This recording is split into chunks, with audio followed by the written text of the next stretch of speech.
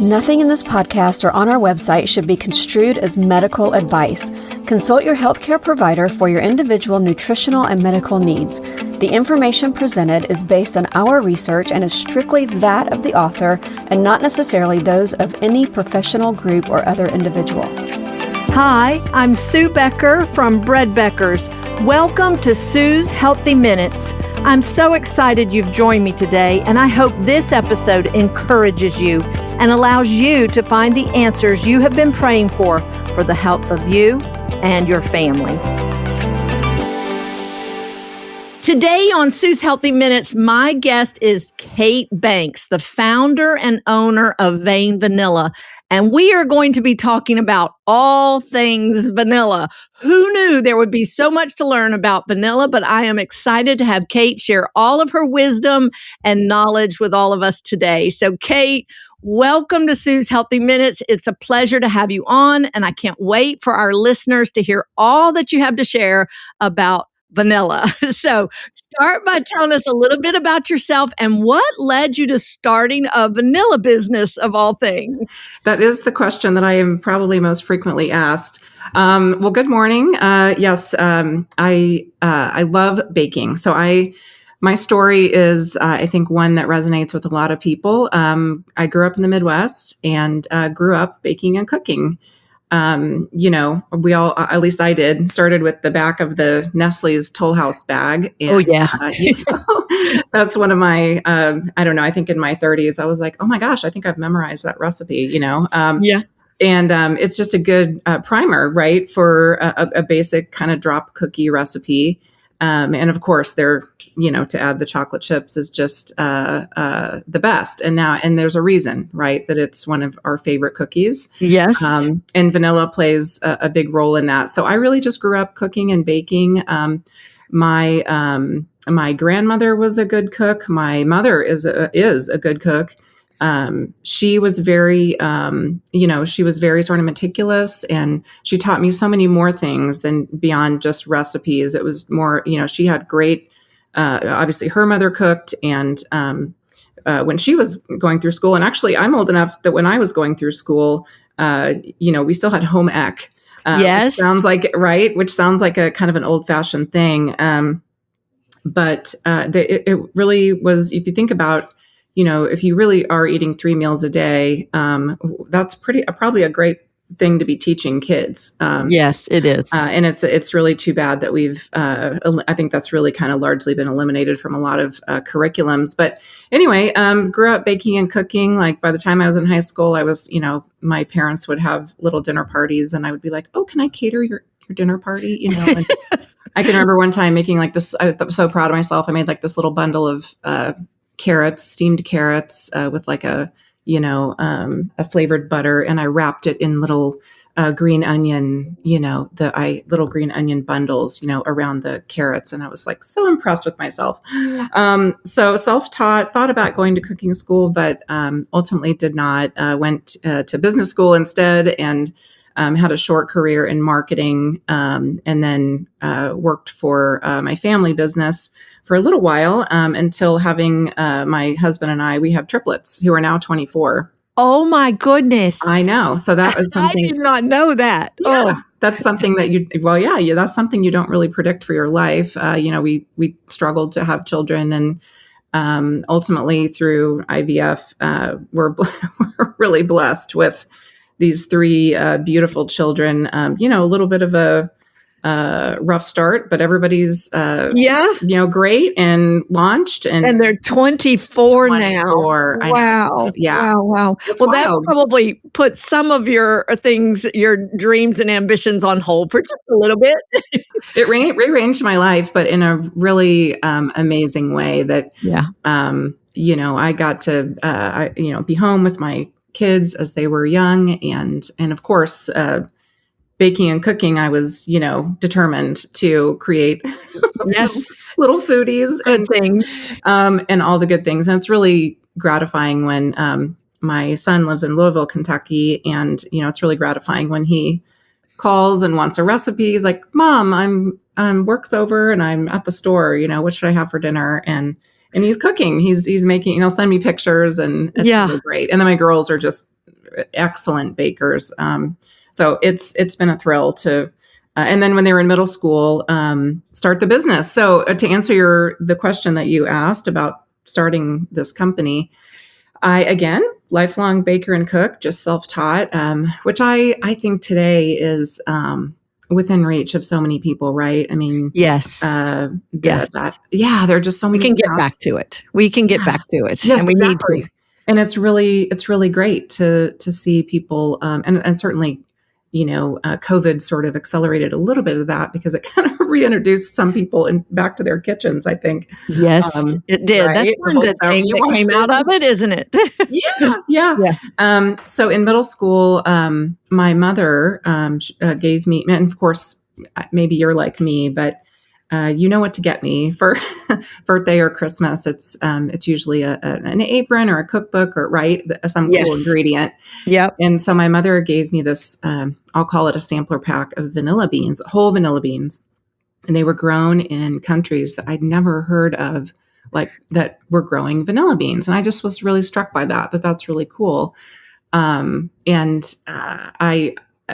thought, why don't we treat vanilla extract the same way that we think about, that we treat wine or, coffee. We walk into a coffee shop today, they've trained us, right? The maps on the wall, or, we don't even flinch when somebody says, Colombian coffee or Ethiopian or, whatever it is. And the same with wine, we're very, if you do drink wine and like terroir, that notion of, where something is grown.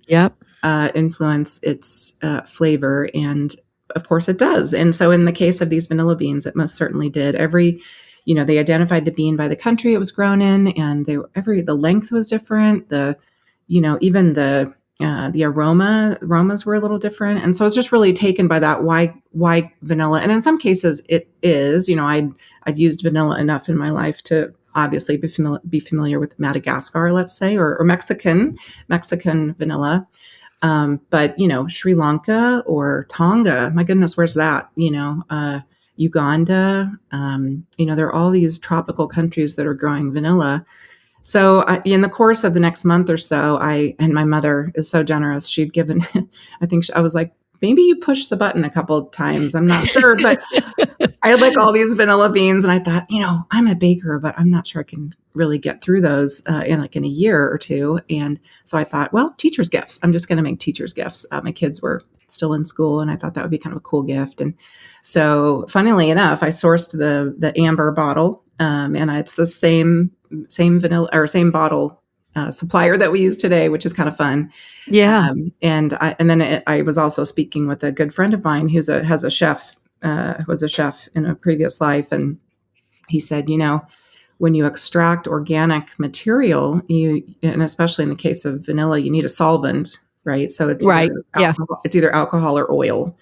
And for baking, oil will really alter the makeup of the recipe, right, in a way that can really throw things off, all that fat.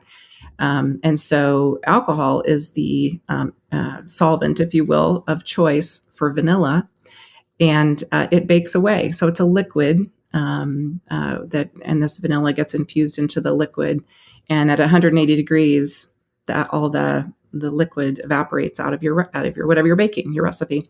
So he said, you really just need about an 80 proof. So, that's about a 40% alcohol by volume, and a lot of spirits qualify for that. So he's like, you could add, another flavor component to your vanilla.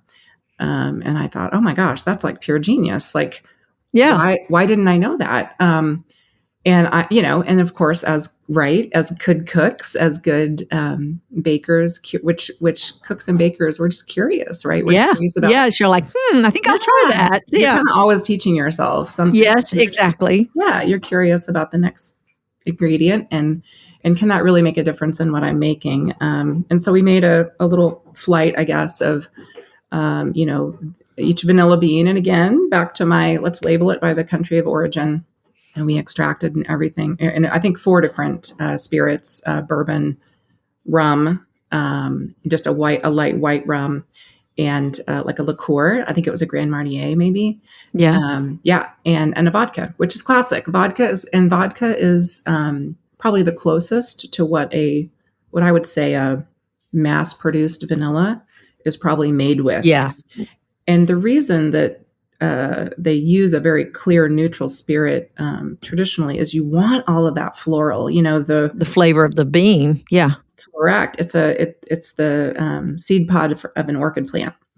And so it has a lot of floral, and you want it all to come through. So you really don't want anything in the way, classically, right? But we sort of gave vanilla a makeover in that we add this flavor component. And the Grand Marnier was such a hit. They all were a hit, actually. We kind of passed it out to friends and family who like to use good ingredients. And I started using it myself in a lot of things, and just really was like, wow, like I can actually taste the difference in recipes that I've been making for a long time. So I don't know. I thought, well, there's a business here. Yeah, I did some research, and I don't know, like, to answer your question, I guess again, was I really looking for a food related business? I don't think so. I think it kind of fell in my lap a little bit. And then after doing the research, there really wasn't anybody doing it. And to my knowledge, there aren't really many other, if any, vanilla makers doing it the way we do it, where the spirit can add another flavor component to what you're baking. Yeah, that's amazing. So you started Vein Vanilla in 2015, is that right? Yep, that's right. Our stories parallel so much. I learned the health benefits of freshly milled flour, started doing it for my family. The next thing I know, I'm baking it as gifts and the next thing I know, people are asking me for bread, and that's right. And that's just funny. And I think it's funny, your marketing degree has paid off, right? Even though you took a little breather there for a while. And that's the same with me.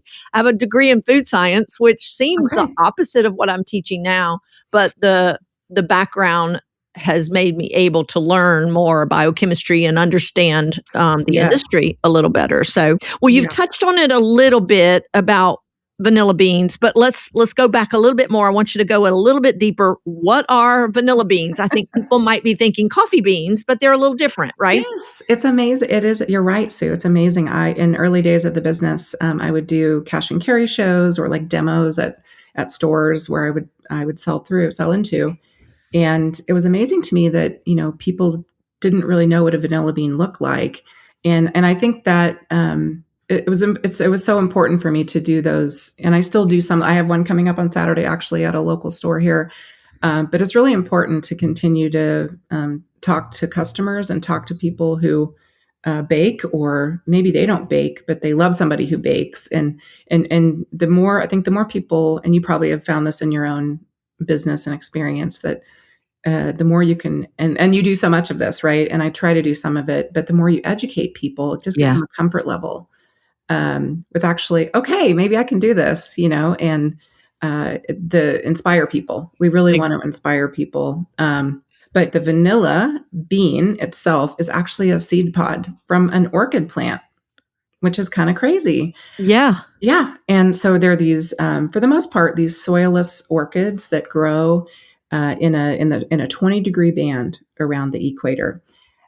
So you'll sometimes hear it referred to as the coffee belt, and sometimes coffee bushes or plants are often what they would term the foundation plants that support these vanilla orchids. So it's kind of a cool symbiotic thing in some countries. But there are only maybe, half a dozen vanilla varieties that actually produce these seed pods that then can turn into this wonderful flavor component. Madagascar, of course, grows 80% of the world's vanilla, which is, if you ever want to do a little research on Madagascar, it's an incredible place. I mean, it's just incredible. It's really one of these almost oddities in the world, in that all the different climates sort of that it contains, and it's just this kind of little powerhouse for cultivation. But Mexico is actually where the vanilla bean itself was discovered. and first used in sort of a medicinal or culinary way. And in Mexico, a little bee. So the orchid flowers maybe once or twice a year, right? Yeah. So it's this issue of timing. And in Mexico, there's a little bee, the Melipone bee, that pollinates the orchids in Mexico. And in the 19th century, when they knew they could propagate orchids outside of Mexico, they tried to take the bee. They like, great, let's just take the whole operation and take it to another island or another tropical country, and the bee would not pollinate outside of Mexico. Interesting. Yeah, isn't that fascinating? So the in Mexico they've got it great there because they do have a pollinator, but everywhere else in the world it's a human being. And so my goodness. Yeah, so the labor component that is involved in cultivating and getting vanilla into a form of flavor, if you will, right? It is so dominated by people, human labor. And so that is why it's the second most, I think it still is today, the second most expensive spice behind saffron. Oh, yeah. Yeah. And so the orchid produces, so you have a pollination period of, it's very brief, and the timing is important. So they have to go out into the groves and pollinate by hand. And then you wait and see if the seed pod gets produced. And then they do kind of look at these long, I don't want to say a green bean because that's not a green bean, obviously. But right. But it's a long, slender bean. Correct. I mean, yeah. It's a pod, not just we think of beans as, kidney beans, yes. beans, coffee beans, but this is actually the pod. It is. It's the pod. And it's actually, when I say green, it gets picked green. Mm-hmm. And then it gets, they do a few things to it. It's really interesting to research how it all gets produced, because it's really this very sort of natural process. There's no processing, in other words, it's a very naturally produced product. They pick the green beans, they lay it on mats. I mean, here they are in this tropical climate, and the sun kind of does that conversion of, in a lot of ways, you're sort of dehydrating it a little bit, right, to concentrate the flavors, and then people also contribute to the process and this is going to sound strange, I guess, but they massage those beans. So they massage them so you kind of get a uniformity in some way of, and again, sort of concentrating it down. I think touching the vanilla bean also, helps them understand, because there are grades of beans. Everything from we buy really better grade vanilla beans. I think that's part of the secret to our flavor is also that we buy better beans. So they're massaged to a point where they're really still quite oily and pliable. And a lot of times they're longer. The length of the vanilla bean matters when it's a higher grade vanilla bean. So the ones we use are kind of a better quality, but then they also, there's just a natural variation in quality of any agricultural product. And so there are beans that are shorter and smaller, and those really kind of become extract grade, which may be what, larger customers. Larger manufacturers use. Yeah, exactly. And so then they rehydrate those beans. Which we are not, yes, we do extract the flavor, but we don't think of it really as rehydrating, because we really just want the oily, flavorful components to get extracted into our spirit, which also adds a flavor component. And so it kind of sounds like olive oil or even wine or even onions. We have Vidalia onions here in Georgia, and it's the soil that produces the flavor of the Vidalia onion, and they tried to take those onions somewhere else, and it's just not the same. And so that's what I'm hearing. So it's kind of all the same orchid plant. It's all the same variety, which I think it's funny you said, and guess what the orchid plant is called? Vanilla. That's funny. So it's basically the same variety. It just has different flavors in different countries and soil and conditions. Is that what you're saying? That is true. And I should say there's one orchid type that is grown in Tahiti. It is a different variety. The Tahensis is a different than a planifolia. So the planifolia is really the most widely cultivated variety. But then in Tahiti, and we do sell a Tahitian that we extract in cane rum, which is just divine. Like it's, people ask me, and that's another question I get is, what's your favorite? And it's kind of like, wait, these are my children. These are all mine. I can't choose. And they're all, I use the different varieties of vanilla, of course, in different recipes because they're just a perfect fit. But Tahiti does grow a different variety, and they're just these big, bold, raisiny, beautiful vanilla. But yes, the aromas are different. We make a vanilla, we spice the rum ourselves. It's our own recipe.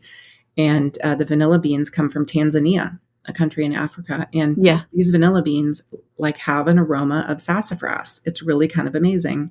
And so that's how we developed our varieties, which, we have introduced some newer varieties in recent years, but our initial lineup, it was, okay, we're going to pair these, right? We're going to pair the aroma and a little bit of flavor profile with the spirit. And so those Tanzanian beans just made perfect sense in that with all the warm spices, the cinnamon, the star anise, the clove, and kind of that sassafrasy root beery, right? Root beery aroma was such a great fit.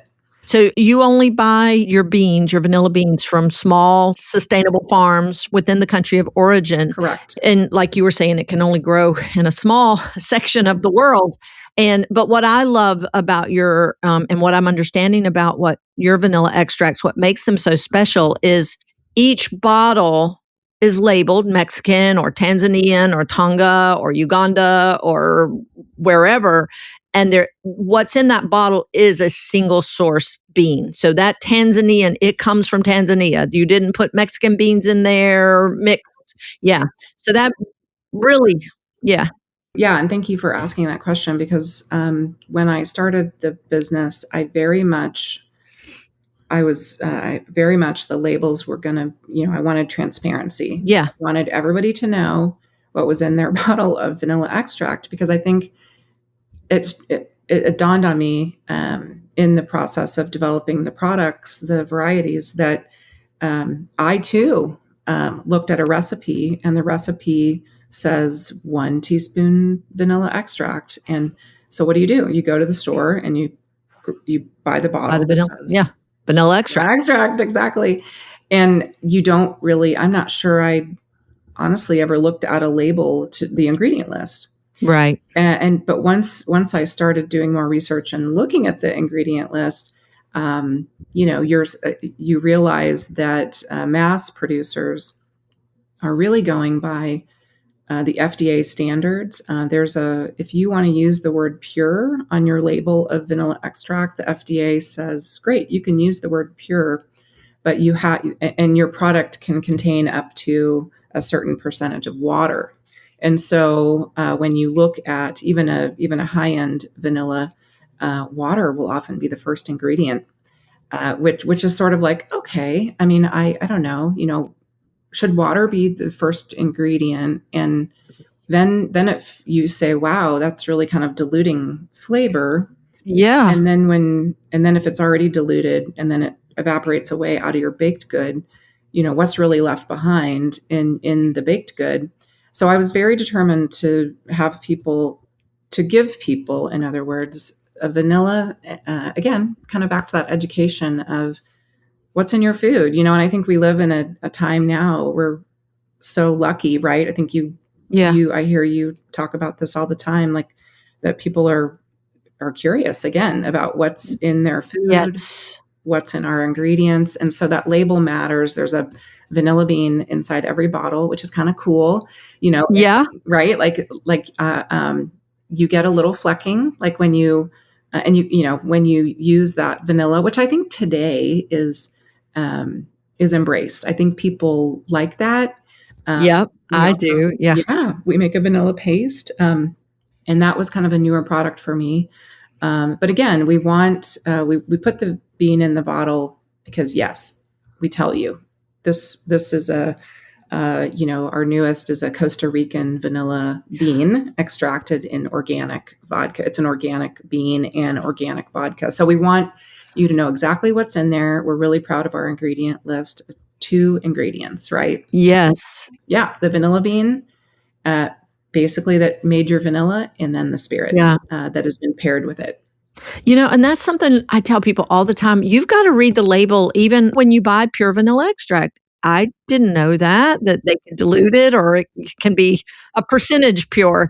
And that's, that's interesting. Yeah. And that's true that, we do have, the government does regulate labeling of products. And every once in a while you'll run into store. I'm sure you're much more knowledgeable about this with your food science background, but just that there are regulations around even words like natural or organic, right? Yep. Mm-hmm. And so, but still, I think going back to and I run into this more and more. I was just at the grocery store last night, and this lovely young man was doing a demo for this pasta sauce that was made without tomatoes. And I was like, what? Okay, I got to know more. But the first thing you did was like, read the ingredient list. And I'm like, yes, amen. Like this is wonderful. Yeah. And so also to know that vanilla, I think a lot of our customers, the feedback that we get is like I just had a woman the other day, it really just was, I don't know, one of the best comments. And her order had been delayed by the carrier. And so I was helping her track it. And so in the course of the conversation, cause I'm like, oh my gosh, I hope, this wasn't an inconvenience. And she said, I said, I hope it didn't delay your baking. Right. And she said, oh, well, no, I'm waiting. I wouldn't bake without it. Oh, yeah. Yeah. I can tell a difference. I mean, it's really amazing. So just want to make sure everybody understands that in every bottle, there's 2 or 3 beans, I think, small beans. Yeah. And if it says Tanzania, those beans are from Tanzania. If it says Mexican, those beans are from Mexico. So each of those bottles are single source. Now, I get this question a lot. Once I've used all the extract, can I use the vanilla bean in my empty bottle? It would seem like a waste to throw it away because vanilla beans aren't cheap. I know. Yes. Hallelujah. Yes. The answer is yes. So we have several ways you can use that vanilla bean. I use it, probably the simplest way is, and I keep this in my pantry at all times, is just to make a little bowl of vanilla sugar. So whatever sugar you like to use, whether it's coconut sugar or granulated sugar. Or honey granules. That's what we sell, and I've done it. Granules. I've done it with those, yes. Well, thank you. I'm going to try that. I haven't tried that particular combo, but it sounds like it, oh my goodness, it sounds like it would be amazing. So you can just really, it's real simple. You just put the bean into little bowl of your honey granules, cover it up. And I'd give it maybe a couple of days, and oh my goodness, like you'll love it. And then maybe give it a little quick stir. And so inside of each vanilla pod, and we split our pods, I should have said that earlier, but we split our pods vertically to expose some of the caviar, which I think is just so cool, Sue. Like just a little teeny tiny beans that are in there. Yeah. Yeah. I now that I say that out loud, I need to use that a little more. Like I bake with caviar. Ooh, that makes us sound really gourmet, doesn't it? So those little black specks, and of course, it looks sort of resembles, real caviar. So they call it vanilla caviar, and those little black specks. And that's what we love, right? People buy, they make ice creams and all kinds of cookies. I mean, people, cheesecakes, whatever, they want to see that speckling. So when you make your vanilla sugar and you kind of stir it up a little bit, some of that caviar gets shaken loose, and I'll even I'll substitute that vanilla sugar in my recipe. And it's just another way to kind of boost the flavor. You can also scrape the caviar with the back of a paring knife into like whipped cream. I do that all the time. Oh my goodness, yes. Yeah, or like so I mentioned cheesecake, like any custard, like in summertime, it's such a great time to make a really custard-based ice cream. You can scrape it into that custard or you can throw the whole pod in and let it steep as you make that custard. Creme brulees. I mean, so there are just so many amazing, ways to use it. Yeah. Yep. So now if you're doing the sugar, do you dry the bean a little bit? Because it's still a little bit wet, or does it matter? I would. Just pat it with a towel or something, or cloth. Or something. Yep. You got it. Yeah, I would. Again, with if you do have a little too much moisture, it will kind of clump up. But you can always. I don't know. I guess I even throw a little bit of that. Even if it is kind of clumped up, you could throw that little bit into your coffee or your yogurt bowl in the morning. Things like that. So, Yeah. but yes, pat it dry just a little bit. It's up to you whether you want to physically scrape the caviar into your sugar. If I would, Or just put the bean. Yeah. yeah. If you really want those specks to be a little more visible, That would be great. Yeah, super easy. Yeah. And you've already touched on it some, but I know that one thing that sets your vanilla extracts apart from others is that you use different types of spirits to make them. We do. What made you decide to do that? And why do you list the type of spirit used in making each vanilla extract? That's a great question. I think the short answer is flavor.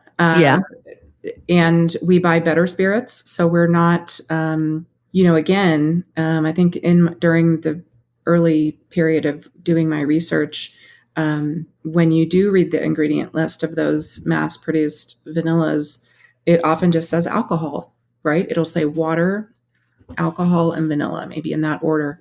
Yeah. Sometimes some of these producers are adding fruit juice. I never really stopped to think, like, are they heat treating? How are they processing it? What's their extraction process? Yeah. Ours is really straightforward because it happens in your bottle. So it's a very simple way to make vanilla and very kind of old fashioned. We want natural flavors to guide, all of that flavor development rather than introducing anything that would throw off your recipe or alter that gorgeous vanilla bean that's taken so many months to be cultivated so delicately and in such a natural way. So the spirit really was added here's one good one of our best sellers is our Mexican vanilla bean that we extract in a Kentucky bourbon. Right. And bourbon is made by putting it into barrels that have a little char on the inside. And my son actually works in the barrel industry, which is such a fun. Oh, that's interesting. For us. Yeah. So, so I guess maybe it's been fun to learn a little bit more about how that bourbon gets produced.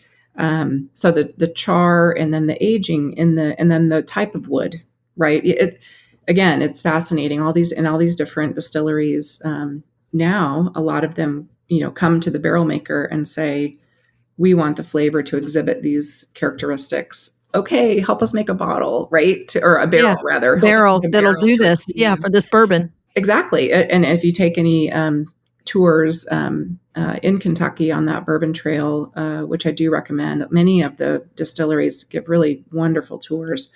It's fascinating. So it's that bourbon then throws off the bourbon that we buy and use, throws off, caramel and even sometimes vanilla tones to it.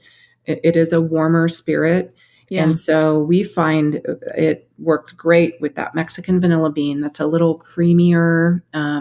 It's a touch smoky, the Mexican vanilla bean. So those pair really nicely together, kind of that aged spirit. And we recommend using that in anything with, brown sugar, butter, nuts, because it can stand up to those kind of warmer, maybe I don't want to say heartier, but fuller sort of ingredient list. So the same is true of our. I have a bowl of.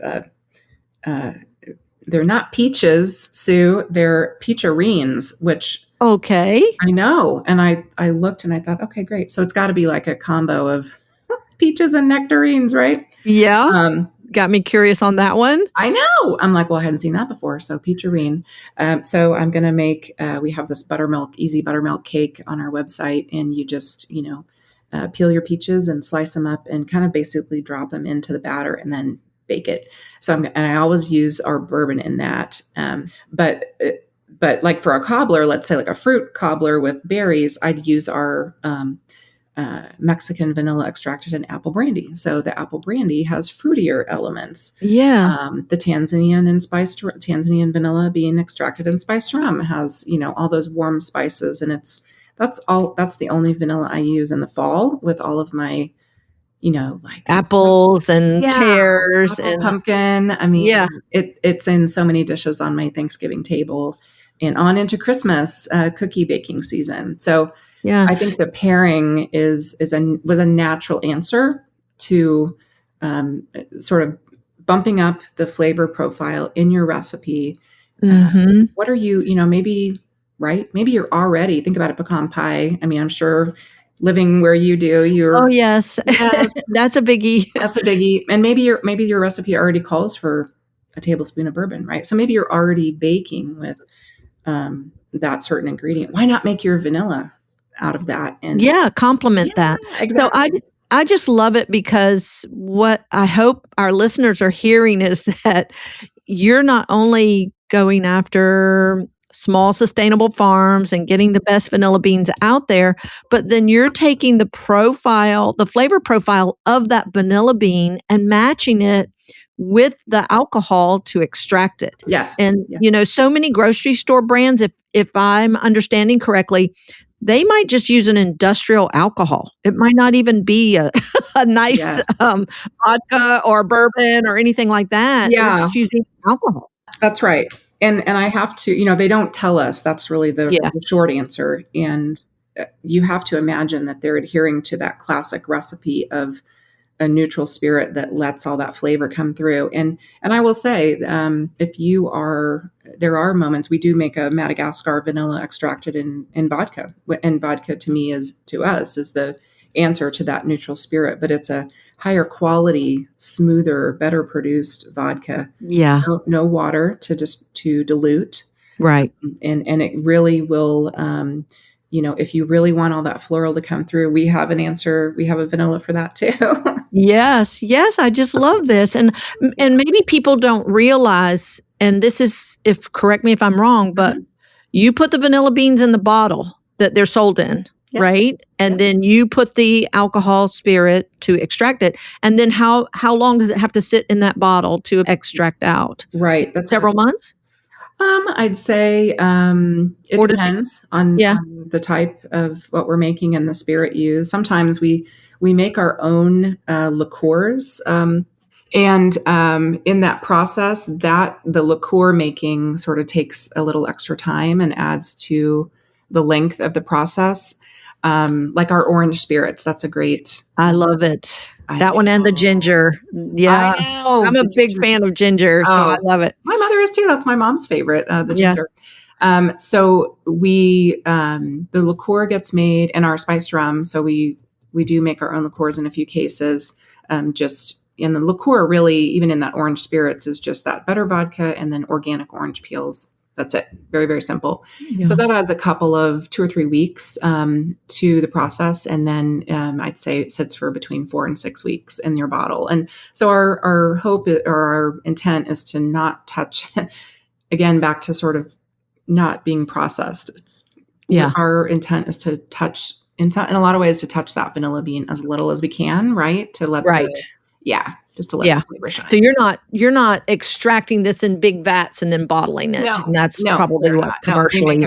We make every bottle and is individually made. I love that. Is. Yeah. And even our paste, even our vanilla paste is, we actually hand scrape caviar out of vanilla pods and put in our paste because a good friend of mine here in Kansas City is a chocolate maker. And so she kind of understood the chemistry of baking a little better than I. And she helped guide the process and help develop our recipe. And at the end of it, I insisted, I just said, I think we need to really add, real caviar and because of the paste, right. And it's not a product that I grew up using. Right. And so I had to learn what it was and learn how to make it. And I'd seen pastry chefs adopting this more and more in their recipes. And I think it's because it doesn't have a liquid component. Because it's made, ours has a glucose base. So they really want all the speckling And then you don't have the liquid component baking away. So I think Right. it's just, again, a way to, right, we eat with our eyes first. So to see the vanilla speckling and then have the flavor stick around a little longer. So we're pretty proud of, and it's become a top seller, which is exciting. Yeah, I love it. And so let's talk about just a little bit more. So why and when would someone want to use a paste over the extract? What type of recipe? Yeah, that's a great question. Typically, pastes are, used in the, just like I said a minute ago, in those applications where you want to see all that caviar, all that speckling. Now, our extracts, right, since they do contain beans and the caviar just naturally gets incorporated, it does contain, especially when you get down to the end of the bottle, that last spoon. That's like has the best. speckling. That's like the best one. The last couple of teaspoons in the bottle. You're exactly right. So paste is really, I'd say, a cheesecake, a creme brulee, certainly ice cream.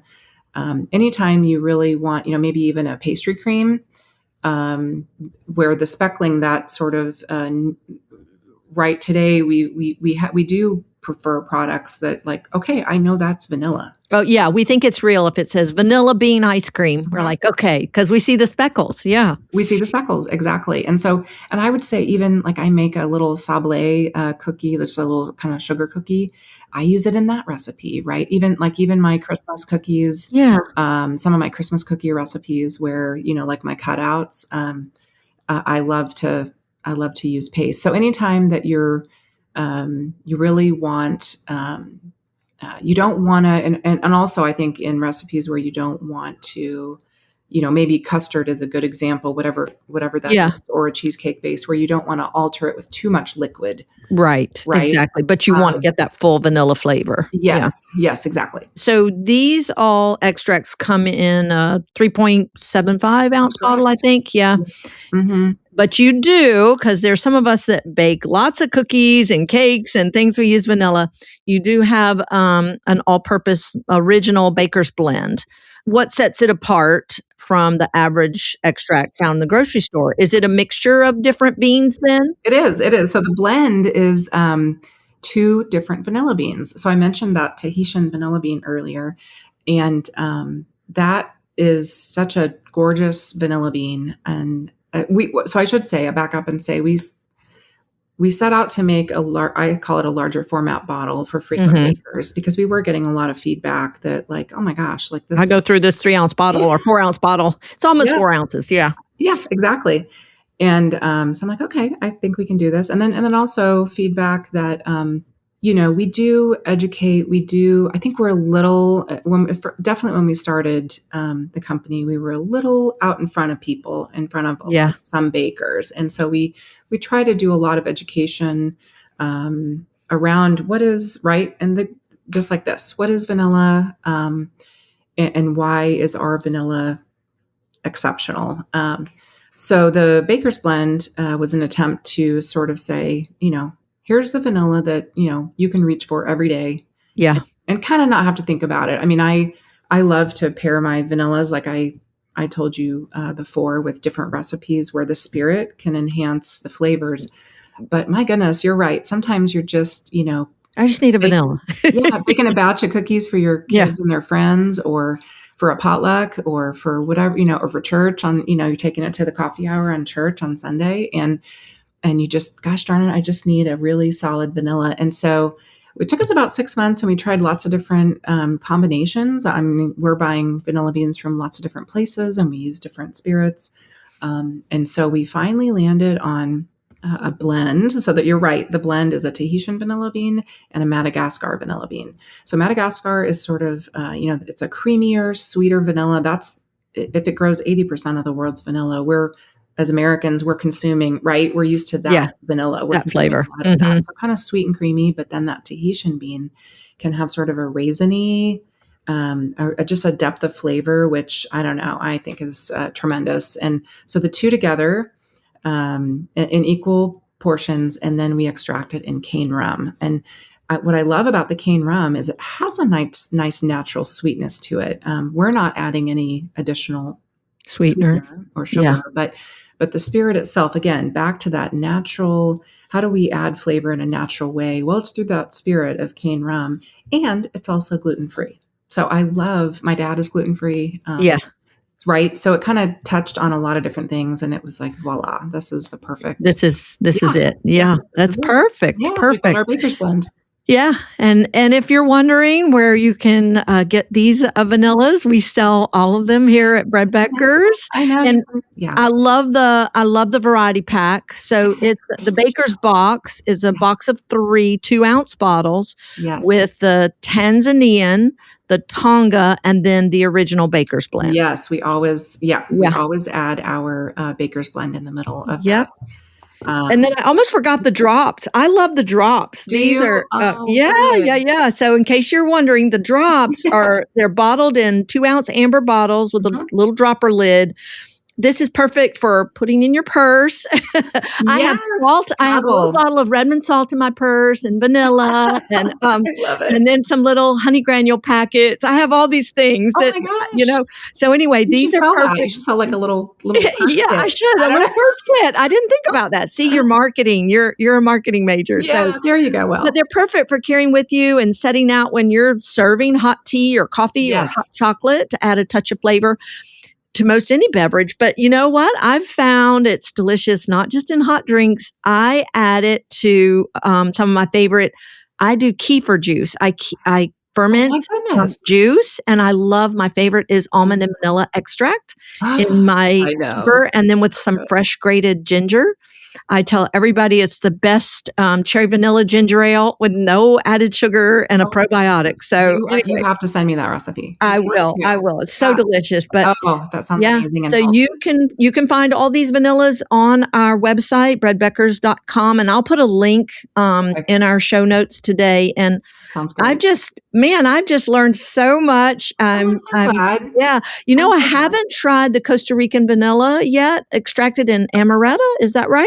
It is, yeah. So it's actually, if you love our almond vanilla drop, it's the same vanilla extract. So see, I'm going to have to do that one in my kefir drink, and then I won't even have to do almond extract. I'll just do that. For 4th of July, I'm going to make these little parfaits, and I'm going to make a gluten-free almond cake, just kind of like a little sheet cake. Yeah. And I'm going to cut them into cubes and then stack it in little glasses and sort of make like a little parfait with whipped cream. And my goodness. Yeah. And I think that almond flavor is going to be amazing. And I really need to get some of these honey granules because that would be a lot of fun too. Make a vanilla honey perfect 1-for-1 substitute for white sugar. Okay. And it's just so delicious. So Good. Anyway, golly, this has been so amazing. We're actually doing on July 1st, we're doing a Spirit of America, 1776. And a historian is coming in, and she's teaching us all about chocolate and all Mount Vernon chocolate. And I'm gonna incorporate the paste and some of these beans. I'm gonna take them out. Oh, that sounds amazing! Scrape the beans into report that. Back. Is that? Are you? Report back. I want to hear all about that. That's amazing. Yes, we're gonna live stream the class and record it, so you'll be able to check it out. But great. That sounds like a lot of fun. Yep. Well, I know I love your vanilla, Kate.